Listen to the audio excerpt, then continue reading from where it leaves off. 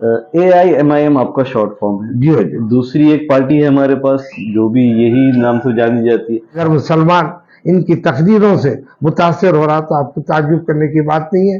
ये हथेली में जन्नत बताते हैं। MIM के बारे में बात कर रहे हैं क्योंकि वहां पर ये चीजें आपकी पार्टी उनके मुद्दों पर क्यों बताना चाह रहे हैं आपके, मतलब आप बोल रहे हैं कि उनकी ये खामियां हैं, उनके ये गलत काम है, उन्होंने यहाँ पे कब्जे किए, उन्होंने यहाँ की, आपकी पार्टी उनके मुद्दों पर क्यों आगे आना चाह रही है? नहीं किसी नहीं को बुरा नहीं बोलकर अपन आगे बढ़ना, ये पॉलिसी क्यों है? नहीं नहीं सर हम जैसा आप बोले कि हर चमकने वाली चीज सोना नहीं होती, नहीं। बेशक ये चीज सही है, पर चमक तो अभी MIM की है ना। औरंगाबाद में काफी कारपोरेटर्स आए थे, नांदेड़ में काफी अच्छा हो रहा था, आपकी पार्टी अभी यहाँ पर आई है, तो आप किस बेस पे आए? मतलब क्या औरंगाबाद एक ट्रायल हो गया सभी पार्टियों के लिए कि यहाँ पर आना? नहीं नहीं Preview. आप सभी का स्वागत है महाराष्ट्र न्यूज टुडे। आज हमारी खास मुलाकात है AIMIM पार्टी के प्रेसिडेंट है।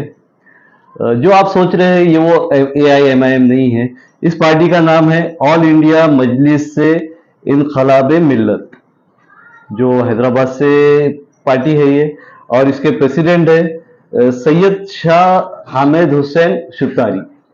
वो आज औरंगाबाद में मौजूद है और उनसे हमारी खास मुलाकात है इस पार्टी को लेकर कि ये पार्टी औरंगाबाद में क्या काम कर रही है और हैदराबाद में क्या काम करती है, और इनका आज यहाँ पर हमारे शहर में आने की क्या वजह है। सर आपका स्वागत है महाराष्ट्र न्यूज टुडे में। तो हमें साहब आज आप हमारे शहर में आए हैं, आज आपका आने का क्या मकसद है यहाँ पर? मैं सबसे पहले मीडिया ग्रुप का मैं खैर मकदम करता हूँ, उनका शुक्रिया अदा करता हूँ कि वो आज मुझे ये बात करने का मौका आपने जी अता किया है। हमारे बुजुर्ग सैयद शाह शेखन अहमद शुक्तारी रहमतुल्लाह अलैह औरंगाबाद, जो सिलसिले शुक्तारिया के बसा बुजुर्ग है और रहबर शरीयत है, उनका 254 सालाना उर्स है, उसमें मैं शिरकत के लिए आया हूँ और मैं हजरत का पड़ पोतरा हूँ। और हमारे पीर साहब सैयद हजरत सैयद शाह इकबाल अहमद शुक्तारी रहमतुल्लाह अलैह के पर्दा फरमाने के बाद मैं सालाना उर्स में आता हूँ और अपनी तरफ से अकीदत के तौर पर चादर गुल और गिलास चढ़ाता हूँ और एक बयान जो मेरा होता है मैं अवामुन्नास को शरीयत से मुताल्लिक़ और तरीक़त के ताल्लुक़ से जो है अपने ख़यालात का इज़हार करता हूँ। आपकी पार्टी का जो नाम है, अगर सियासी बात की जाए, हाँ AIMIM आपका शॉर्ट फॉर्म है। जी जी। दूसरी एक पार्टी है हमारे पास जो भी यही नाम से जानी जाती है, हाँ तो ये आप दोनों की पार्टी एक नाम से क्यों है? नहीं, वाक़या ये है कि AIMIM मजलिस इत्तेहादुल मुस्लिमीन, जी उनका जो है आज से मामला नहीं है, ये पुलिस सेक्शन से पहले 1947 से पहले हैदराबाद दक्कन में मजलिस इत्तेहादुल मुस्लिमीन के नाम से एक तंजीम चलती थी और पुलिस सेक्शन में ये कहा गया कि ये मजलिस के बहुत सा बड़ा सेक्टर जो है रज़ाकारों का सेक्टर है। रज़ाकारों के ताल्लुक से उनका एहसास ये है कि ये नान मुस्लिम के दुश्मन होते हैं। और उसके बाद पुलिस एक्शन हुआ और निज़ाम हैदराबाद के जब भी वो थे तो वो भी जो है इस तंजीम से ज़रा नाला थे कि उनके जहन में ये बात थी कि इसी के बानी जो थे हज़रत बहादुर यार जंग अलैहि रहमा बहुत बड़े खतीब थे, न सिर्फ खिताब ज़ोर खिताबत उनके पास था, अंग्रेज़ी के भी वो वैसी खतीब थे और बड़े दीनी जहन के आदमी थे और किताब अल्लाह और सुन्नत रसूलुल्लाह उनकी ज़िंदगी का आईना था। और वो बावजूद नवाबी ख़ानदान से ताल्लुक़ रख के शरीयत के पूरे पाबंद थे। किसी भी दावत में वो जब आते तो एक सालन और एक रोटी से वो खाना खाते थे और ख़ुद 50 लोगों को खाना खिलाते थे, कई किस्म के सालने रखते थे, लेकिन खुद एक रोटी और एक सालन से खाना खाते। ये उनकी खुसूसियत थी। तो आप अंदाजा लगाइए, जिनके पास खौफ खुदा है और जो लोग सुन्नतों पर अमल करना चाहते हैं, अल्लाह उनका नाम रोशन रखता है। वो हैदराबाद के लिए बहुत बड़ी नेमत थी, लेकिन उसके बाद ऐसा इनकलाब आया कि मुख्तलिफ सदर बदलते रहे, जिसमें जनाब कासिम रजवी साहब सदर थे। और कासिम रजवी साहब भी बहुत अच्छे खतीब थे और अच्छे वकील थे, लेकिन वो जज्बाती तकरीर करते थे। और जज्बाती तकरीर में उनके और मौजूदा क़ियादत में फ़र्क ये है कि उनकी जज्बाती तकरीर में नफ़रत का प्रचार नहीं होता था, लेकिन मसाइल पे बात करते थे। लेकिन मौजूदा क़ियादत है या इनके दादा जो मौजूदा क़ियादत में हमारे असदुद्दीन अकबरुद्दीन जिनका नाम लिया जाता है, इनके दादा मौलवी अब्दुल वाहिद अवैसी, वो बड़ी संजीदा टाइप की तकरीर करते थे। वो जज्बाती तौर की तकरीर नहीं करते थे, लेकिन इनकी जज्बाती तकरीर से हो ही रहा है कि हमारे जो नॉन मुस्लिम, जो सेकुलर जहन के हमारे दोस्त अहबाब जो हिंदू हैं, वो जो है मुसलमानों से नाला होते जा रहे हैं। और फिर ये जमात जो है 60 साल से काम कर रही है, तो इस जमात का आपको सुन के ताज्जुब होगा कि कोई मैनिफेस्टो नहीं है, कोई इलाही अमल नहीं है, कोई जिंदा रहने के कोई उनके पास प्रोग्राम नहीं है। असल हमारा जो मसला है वो न सिर्फ हिंदुस्तान बल्कि दुनिया में भी जो मसला है वो रोटी कपड़ा मकान का मसला है। आज पुलिस एक्शन के बाद मुसलमानों की मईशत तबाह हुई, मुसलमानों को मुलाजिमतों से निकाला गया, मुसलमानों की जायदादों को जो है गवर्नमेंट अंदाज में इनाम बारिशन एक्ट के तहत वो जायदादें हासिल कर ली गई। वक्फ जायदाद पर सैकड़ों लोग पुलिस एक्शन के बाद काबिज हो गए, और उसके बाद जो खौल काश्तकार थे वो पैसे बंद कर दिए थे। तो ऐसी सूरत में आप अंदाजा लगाइए कि मुसलमानों की क्या है। कोई शख्स भी अगर ये इशारा कर दे कि हम आपको पानी पिलाते हैं तो लोग मुतवज्जो हो जाते हैं। अगर मुसलमान इनकी तकदीरों से मुतासर हो रहा तो आपको ताज्जुब करने की बात नहीं है।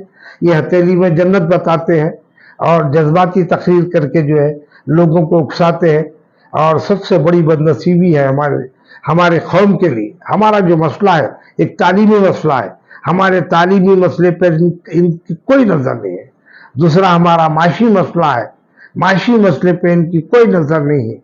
तीसरा जो हमारा मुद्दा है ये जो है मुसलमानों की रिहाइश का मसला है, उनका कोई उनके पास प्रोग्राम नहीं है।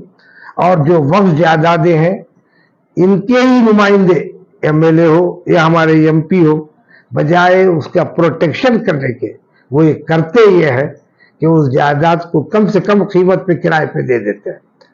एंडोमेंट डिपार्टमेंट हमारे पास आंध्रा में था, वो तेलंगाना में भी वही है। तो एंडोमेंट डिपार्टमेंट में जो है उन्होंने एक सर्कुलर जारी किया। उस सर्कुलर में उन्होंने वजाहत की कि हिंदू कौन है और मुसलमान कौन है। तो उन्होंने कहा कि जो हिंदू होगा ये मंदिर की जायदाद से मुस्तफिद होगा, मठ की जायदाद से मुस्तफिद होगा, और जो आश्रम है उसकी जायदाद से होगा, और नॉन हिंदू एक फिर भी हमारी जगह पे ना किराएदार हो सकता है ना काबिज हो सकता है, उसके खिलाफ वो कार्रवाई करते हैं। लेकिन आपको सुन के हैरानी होगी कि हमारी वसीउ नजरी, हमारी वसीउ कल्बी 1954 में वक्फ एक्ट आया। वक्फ एक्ट के बाद बहुत सी जायदादें 60 और 70% से ज्यादा जायदादों पर हमारे नॉन मुस्लिम बिरादर काबिज हैं और किराएदार हैं। तो ना उनका किराया बढ़ाते हैं ना उनसे कब्जा लेते हैं। तो आपकी पार्टी सिर्फ मुस्लिमों के हक के लिए काम करती है? नहीं, हम आपकी इत्तला के वैसे हमारी सेकुलर पार्टी है।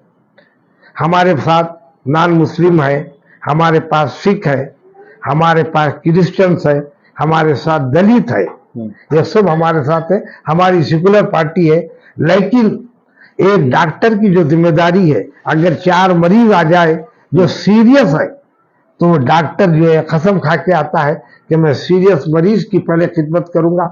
हमारा भी वही रूल है, अगर जो सीरियस आता है, तो अगर मुसलमान सीरियस आता है तो हम उसकी तरफ पहले मुतवज्जो हो जाते हैं, और उसके बाद तमाम कम्युनिटी के साथ। हमारी पार्टी का नायब सदर कासा सोमया साहब है, और बहुत अच्छे आदमी हैं, और साबिका लीडर थे, और जो है सोशलिस्ट ग्रुप के आदमी हमारी पार्टी के नायब सदर है। आपकी पार्टी की अभी कितने सीटें हैं? जैसे हैदराबाद में नहीं, आपकी पार्टी के लीडर से कुछ सीटें आई भी है आपकी? हमारी पार्टी का क़याम 3 साल हुआ, अच्छा। और जो है 1958 में मजलिस इत्तेहादुल मुस्लिमीन का अहिया हुआ, और उसके बाद अब्दुल वाहिद साहब अवैसी और असद सुल्तान सलाहुद्दीन अवैसी साहब ने ये बयान किया कि हमारी पार्टी का साबिका पार्टी से कोई ताल्लुक नहीं है, वो ममलिकती मजलिस इत्तेहादुल मुस्लिमीन उसका नाम था, उन्होंने जरा चेंज किया, ममलिकती मजलिस इत्तेहादुल मुस्लिमीन को निकाल के मजलिस इत्तेहादुल मुस्लिमीन बना दिया। लेकिन वो जायदादें जो ममलिकती मजलिस इत्तेहादुल मुस्लिमीन की थी, इन्होंने जो है कानूनी कोशिशों से और सियासी असरात की वजह से पुलिस एक्शन में जो जायदादें जब्त की गई थी उसको उन्होंने वागुजाश करवाया। जो सबसे बड़ी बिल्डिंग दारुस्सलाम जिसका नाम है, आज जहाँ पर मजलिस इत्तेहादुल मुस्लिमीन का दफ्तर है, वो तकरीबन 17 या 20 एकड़ पे मुश्तमिल है। आज उस पर कब्जा है, कॉलेजेस बनाए जा गए हैं, और उसकी आमदनी होती है, और बहुत से उनके प्रोजेक्ट है, लेकिन कभी उन्होंने वाइट पेपर जारी नहीं किया। तो ये कब्जा आप जो बोल रहे हैं, उस पर जो इमारतें बनी हुई इमारतें तो आम जनता के लिए है ना, फायदे के लिए नहीं, कि जैसे हॉस्पिटल से, कॉलेज से। अभी आप ये बिल्कुल सही कह रहे हैं। हर बात कागज पे तहरीरी तौर से होती है। हमारा कॉन्स्टिट्यूशन तहरीरी है।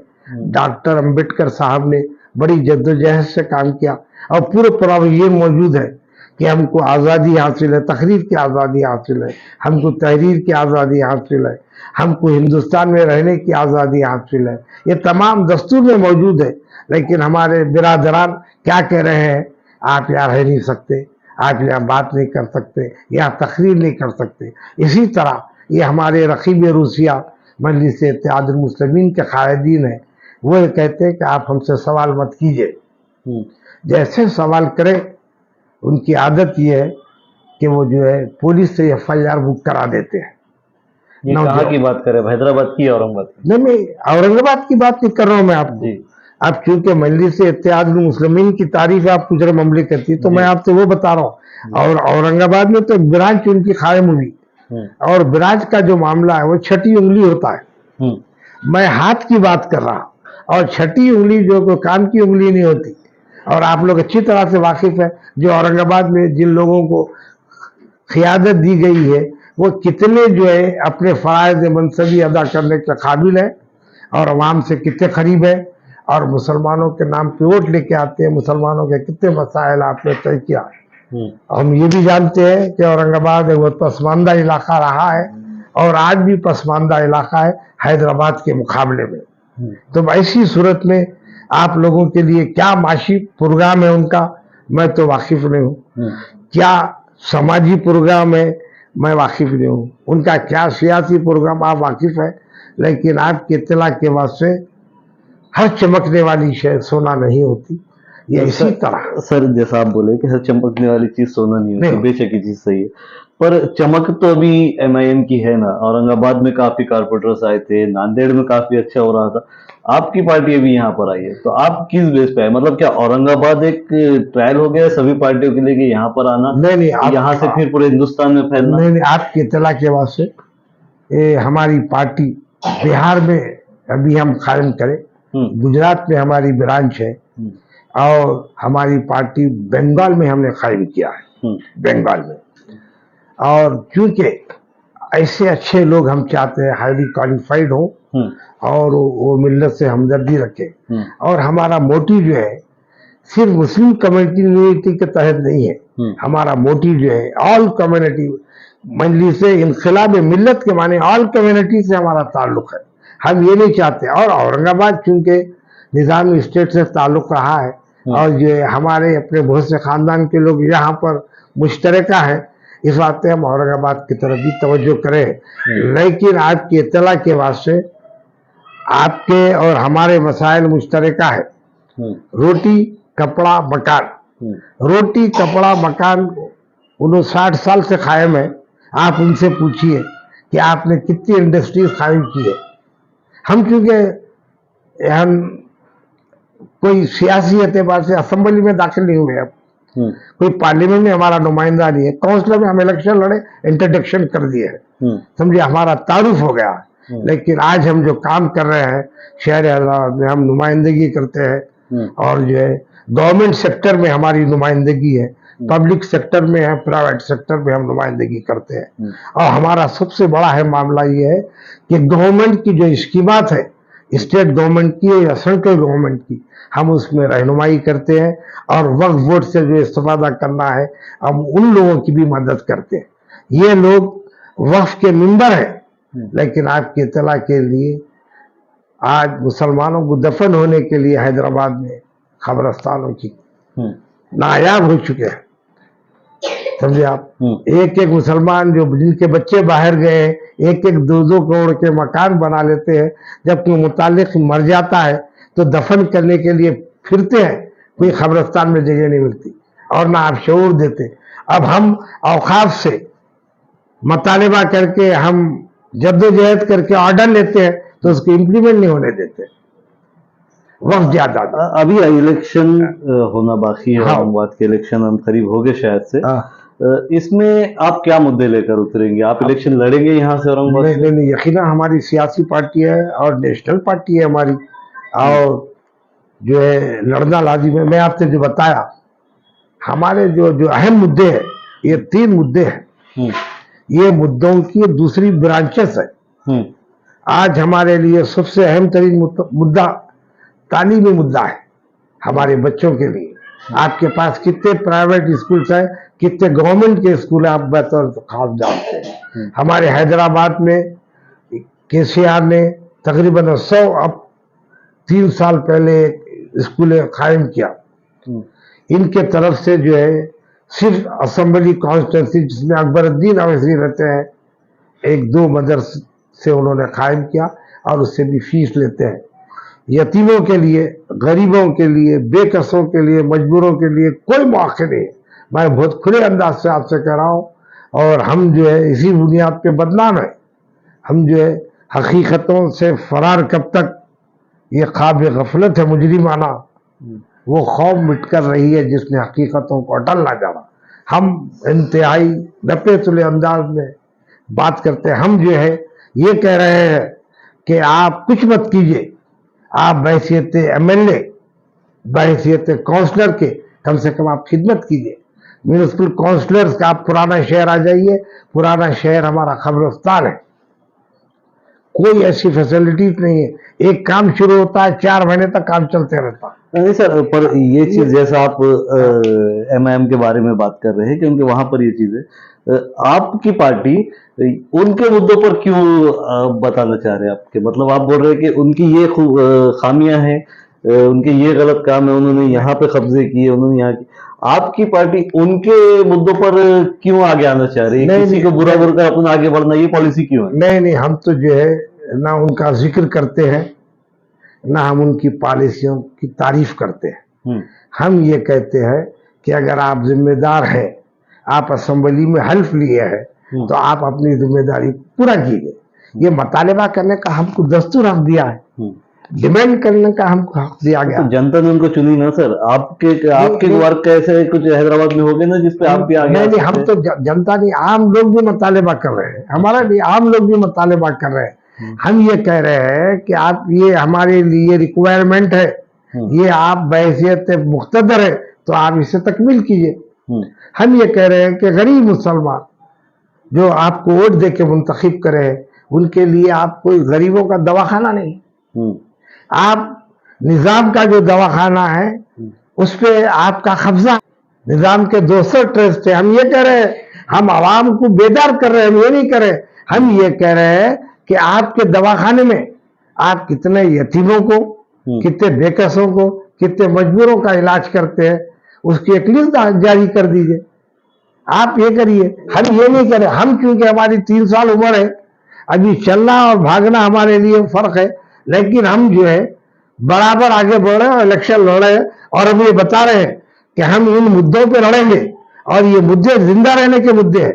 अगर हम जिंदा हैं तो हमारे साथ नमाज भी है, रोजा भी है, हज भी है, ज़कात भी है। अच्छा, हैदराबाद से एक और पार्टी आती है, केसीआर साहब की जो पार्टी है, वो भी औरंगाबाद में भी कुछ वक्त पहले ही आई थी जी।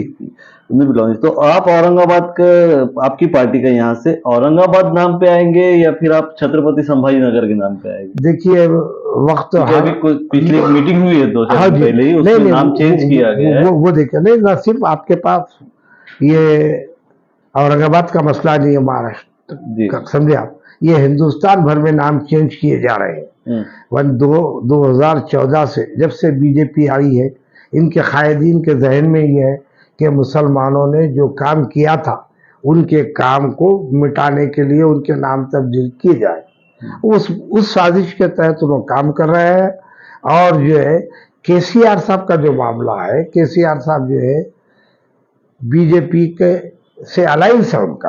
अच्छा, केसीआर साहब का बीजेपी से अलायंस है, और आपके इत्तला के बाद से मजलिस इत्तेहादुल मुस्लिमीन का भी जो है केसीआर से अलायंस है, और केसीआर का अगर बीजेपी से अलायंस है तो इनका भी अलायंस है। इस बात के किसी जगह हम ये नहीं कह सकते कि ये आपका दुश्मन है। दुश्मन का दुश्मन दोस्त, दोस्त का दुश्मन दुश्मन, ये फार्मूला है। तो आप इसको ये महसूस कीजिए, और ये भी महसूस कीजिए, जो लोग बीजेपी से वाबिस्ता है और उनके ग्रुप में शामिल है, उनके लिए ना कि ईडी का कोई दावा होता है, ना इनकम टैक्स का दावा होता है, ना उनकी प्रॉपर्टी का कोई सर्वे होता है। ये हमारे कायदीन जो है, अब आपके इत्तला के लिए, अब आप ये कहेंगे कि आप ऐसा वो कर रहे हैं, नहीं, इस बात से जमहूरियत में आपको ये तारुफ कराना पड़ेगा कि ये मजलूम है और ये जालिम है। आप अगर मजलूम और जालिम के दरमियान में फर्क पेश नहीं करेंगे तो जो जज बैठा हुआ है उन्हें कैसा इंसाफ करेगा? तो आपको एविडेंस देना पड़ेगा कि साहब ये जुल्म किया है। तो हमारे पास वो एविडेंस है। हम ये कहते हैं कि आपके दादा गरीब मुसलमान थे और किराए के मकान में रहते थे। हम ये कह रहे हैं आपके वालिद एमपी थे और उन्होंने 25 साल तक किराए के मकान में रहा। हम ये कह रहे हैं, और वो क्या अलाउद्दीन का चिराग आया कि आप 7 एकड़ पे एमपी की हैसियत से आप जो है एक कॉलोनी पर आप बना लिए। ये कहाँ से आ गया पैसा? और मुसलमान तो गुर्बत में है। अकबरुद्दीन अवैसी के ताल्लुक से बहुत मशहूर है कि वो लंदन में 1000 गज के मकान पे रहते हैं। ये हम नहीं पूछ सकते क्या ये कहां से आया? अगर अलाउद्दीन का बड़ा चिराग आपको नहीं तो छोटा चिराग हमको भी दे दिए। हम ये चाहते, हम ये नहीं कह रहे कि हम जल नहीं रहे, हम ये कह रहे हैं कि 7 एकड़ आप मकान बनाए तो कम से कम 2 एकड़ आप गरीब मुसलमानों को आप देते। बजाय आपका तो आलम यह है कि निजाम हैदराबाद किंग कोठी के अतराफ कोई आधे मील के तक कोई मकान नहीं बना सकता था फर्स्ट फ्लोर। आपका मामला तो यह है कि आपके मकान से 50 गज 100 गज दूरी पे कोई बोरिंग नहीं खुदा सकता है। बोरिंग, ये हकायक है। अगर आप लोग अगर ये हकायक नहीं मानते हो और मीडिया अगर ये नहीं समझता है, आप कम से कम हमको देख के ये समझ जाइए कि हम झूठ के अलंबरदार नहीं है। अच्छा, अगर हमारे शहर की बात की जाए तो अभी आप हमारे शहर में कौन से मुद्दे, जैसा मैं पूछा हूँ कि हमारे पास एक पानी का मसला है। हर एक पॉलिटिकल पार्टी आती है, ये कहती है कि हम पानी का मसला हल कर देंगे, हम लाइट का मसला हल कर देंगे, हम सड़कों का मसला हल कर देंगे, पर वो चीज होती नहीं। ये आपके पास और आपके इत्तला के बाद से आप जो है दीगर जमातों से चाहे कांग्रेस हो, या पर आपके पास जो है शिवसेना पार्टी थी, ये इन लोगों जो रूलिंग पार्टी रहे हैं, ये आपको पानी का मुद्दा तय करेंगे। और मुसलमान 1-2 मेंबर, 3 मेंबर, 4 मेंबर से मसला हल होने वाला नहीं है। आपको प्रोजेक्ट पेश करना पड़ेगा। आप जो है जब वो नहीं करेंगे तो जो है ये इलेक्ट्रिसिटी का आपके पास में सुना मसला है। केसीआर साहब आने से पहले हमारे पास भी मसला ऐसी था कि दो घंटे लाइट नहीं आती थी। अब वो मसला उन्होंने आने के बाद खत्म हुआ। और हम तेलंगाना मूवमेंट में, मैं one of the freedom fighter हूँ। हम केसीआर साहब से बतौर खास जब मीटिंग होती थी तो मैं बोलता था, जो वादा कर रहे हैं आप उस पर अमल करना केसीआर, और आप अमल नहीं करेंगे तो हम आपके मुकाबले में एहतजाज करेंगे। ये हम खुली किताब है आपके इत्तला से। मेरा नाम हामिद सुतारी है, आप एसबी से रिपोर्ट मंगा लीजिए। हम फॉर्मेशन डे 2 जून को हुआ। फॉर्मेशन डे में वादा किया गया था कि फॉर्मेशन में जो है हम इतने आपको रिजर्वेशन देंगे मुसलमानों को, उन्होंने नहीं दिया। वक्फ जुडिशियल पावर देंगे, नहीं दिया। हमारे लिए मसाइल है और वक्फ की जो काबिजीन है उनको मैं कब्जे दिलाऊंगा, उन्होंने नहीं किया। तो हम बोले ये फॉर्मेशन डे का है, तो हम जो हमारी वाहिद जमात है कि हमने ब्लॉक डे का ऐलान किया। 2 जून को ब्लॉक डे का ऐलान किया, हमारे कायदीन को गिरफ्तार करे। और मुझे जो है इसलिए गिरफ्तार नहीं कर सके कि मैं भी बहुत बड़ा ग्रुप रखता हूं, तो हाउस अरेस्ट कर लिया गया। हम थे, हम बोले आप हम इस वक्त ब्लॉक डे बना रहे हैं, आप जो है जो वादा करे चले उसको तकमील कीजिए। आपके वादे को याद दिलाना गुनाह नहीं है। हम इनके लिए बोल रहे हैं, अब क्योंकि इनके पास कोई मैनिफेस्टो ही नहीं है। और इन्हें शादी कर लिए है लेकिन इनके पास सरकारी सियानामा नहीं, खानगी तौर से अर्ज पढ़ा लिए है, और वो भी शरई एतबार से चल जाता। हम बोल रहे हैं ये खानगी अर्ज पढ़ाने का जो सिस्टम है आप खत्म कीजिए, शरई एतबार से अर्ज पढ़ाइए ताकि रिकॉर्ड बोर्ड में भी रहे, आवाम के साथ भी रहे। तो ये है हमारे रकीब रूसिया का भी है। आप आज के इत्तला के बाद से ये जो है हमारे पास भी मसाइल ये बराबर है। अब जो है गंडीपेट से पानी हैदराबाद को आता था 5 लाख लोगों के लिए, अब इस वक्त 80 लाख लोग और 1 करोड़ लोग रहते हैं, तो उसके पानी नहीं आ रहा था। तो वो जो है फिर कृष्णा वगैरह से कई वक्त जद्दोजहद करके अवाम तहरीक चलाई, तो उसके बाद वहां लाइन डाली गई और आपके पास 8-8 दिन पानी नहीं आता है। तो कितनी अफसोस की बात है। आप लोग तो ऐलान करना कि अगर ये मसले तय नहीं होते हैं तो हम वोट नहीं देंगे, समझे आप। हम वोट क्यों दें, आप ऐलान करके एक ग्रुप बनाइए और हमारी जमात की तरफ से हम ऐलान करेंगे, अब हम मुहिम चलाएंगे कि आप वो करेंगे। आप एक पॉलिसी बनाइए। आप नाम की मुखालिफत करते हैं और यहाँ आपके लोग वो करते हैं, हैदराबाद में उससे ज्यादा। अरे हम ये कह रहे हैं कि निजाम ने 17 सितंबर 1947 को निजाम ने वादा कर लिया था कि हम मस्जिद कर लेके आपके साथ मिलने तैयार है, लेकिन टर्म्स ऑफ कंडीशन हो रहे थे जिसमें वक्त लगता है। तो सरदार पटेल ने उस दरमियान में फौज को भिजा दिया। तो आप जो हुजूर निजाम से जो गवर्नमेंट ऑफ इंडिया का करस्पॉन्डेंस है आप वो हासिल करें। अगर आप चाहते हैं तो हम लोग स्टेट आर्काइव से लेके हम आपके पास भिजाएंगे आप, क्योंकि आपका भी एक इलाका निजाम से ताल्लुक रखता है। तो निजाम ने बड़ी खुली अंदाज से, तो जिसकी वजह से हैदराबाद में फिसाद नहीं हुए, लेकिन निजाम के इलाके में भीड़, उस्मानाबाद, गुलबर्गा, रायचूर, ये तमाम इलाकों में 5 लाख से ज्यादा मुसलमानों का कत्ल हुआ है। आप ये खुल के बोलीजिए ना, आप ये खुल के नहीं बोलते। पंडित सुंदरलाल की रिपोर्ट है, उसने 2 से 3 लाख का जिक्र किया। बहुत अच्छा आदमी था, फिर भी बहुत सी तजावीज रखा कि लगा कि ये दीजिए। हम ये बोल रहे हैं आप मेंबर असेंबली है, मेंबर ऑफ पार्लियामेंट, हमको आप सुन के ताजुब होगा हमारा क्या वजन है। हमारा वजन ये है कि एक बीजेपी का एक एमएलए राजा सिंह जिसका नाम है, 7 एमएलए हमारे एमआईएम के हैं, 2 एमएलसी है और 42 काउंसलर है। अरे उससे लड़ो मत, खाली उसके मकान पे एहतजाज करने हम जाते बोलो, उन्हें गोशा महल से भाग जाता, उन्हें गालियां दे रहा है आपको। और अगर कोई मुसलमान सवाल करता तो नौजवान बच्चे आपसे दरखास्त कर रहे असेंबली में इन मसलों पे बात करें। अच्छा जी एमआईएम जैसे यहाँ से एक एमपी है एमआईएम के, हाँ तो उनका अलायंस था वंचित बहुजन आघाड़ी से, तो यहाँ से एमआईएम, तो आप भी कोई पार्टी के साथ जाएंगे यहाँ औरंगाबाद से? हम तो हालात से जायजा लेंगे। हम आपसे कह रहे हैं, हम उन पार्टी या उन सियासी लोगों के साथ रहना चाहते हैं जो इंसाफ पसंद हो और जस्टिफिकेशन करने में देर नहीं करते हो, समझे आप। हम ये चाहते हैं कि नेशनल पार्टी अगर हमको मिल जाए तो हमारे लिए सहूलत का बायस। पैकेट्स तो बहुत से मिलते हैं लेकिन उनके पास प्रोग्राम्स नहीं रहते। हमारी क्योंकि नेशनल पार्टी है, हम अगर औरंगाबाद में कोई ऐसा काम करें तो हमारी पार्टी का नाम बदनाम हो जाएगा।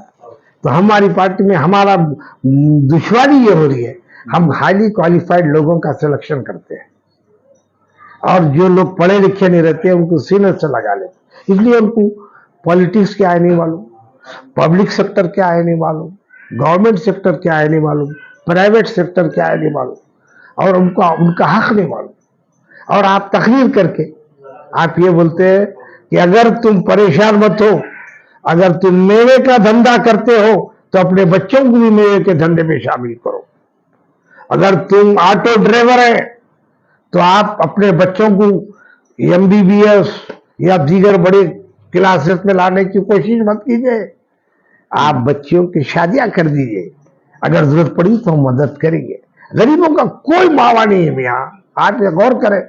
और अगर हम ये बात बोल रहे हैं तो हम हक की बात कर रहे हैं। हम ये नहीं कि मैं तो ये बोला उनके पास एक 4 टीवी है, मैं चैलेंज किया कि मैं आपके साथ आके मुबाहिसा करने के लिए तैयार हूं। आपकी पार्टी से कौन आते आइए, कोई जवाब नहीं। हम आपके हमारा भी चैनल है नया इनकलाब, हम भी अपने चैनल पे चलाते हैं, सुने आप। तो मगर हम ये बोल रहे हैं, मगर आपको ये सुन के ताज्जुब नहीं होना, आप परेशान नहीं होना कि मैं 80 साल उम्र तकमील कर लिया हूं, उसके बावजूद जालिमों से लड़ने का हौसला रखता हूं, तो मुझे कितना दर्द है आप महसूस कीजिए। एक शेर सुना देता हूं, आप ज़हन नशीन रख लीजिए। हम लोग अदब के शहर से आए हैं। होशो हवास ताबो तवा सुख तो जा चुके, अब हम भी जाने वाले हैं। सामान तो गया लेकिन जालिमों से मुकाबले का अज़्म दे, अल्लाह हमारी दुआओं को कबूल फरमाए। खुदा।